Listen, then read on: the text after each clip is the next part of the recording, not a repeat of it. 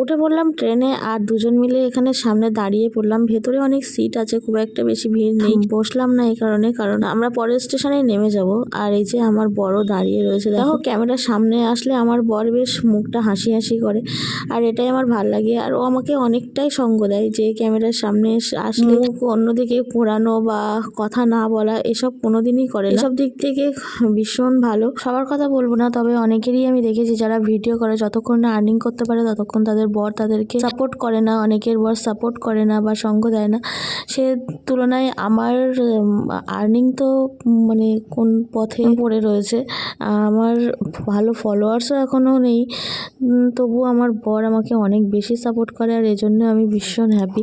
তো যাই হোক, আমি চলে এসেছি শ্যামনগর, আর আমরা যাব এখন 1 নম্বর প্ল্যাটফর্মে। আমার আজকে ইউএসজি রয়েছে, তো চলো ইউএসজি করার পর হয়তো তোমাদের সাথে দেখা হবে, কারণ ওখানে গিয়ে হয়তো ভিডিও কতটা করতে পারবো কি পারবো না দেখা যাক। এখন চলো যাওয়া যাক।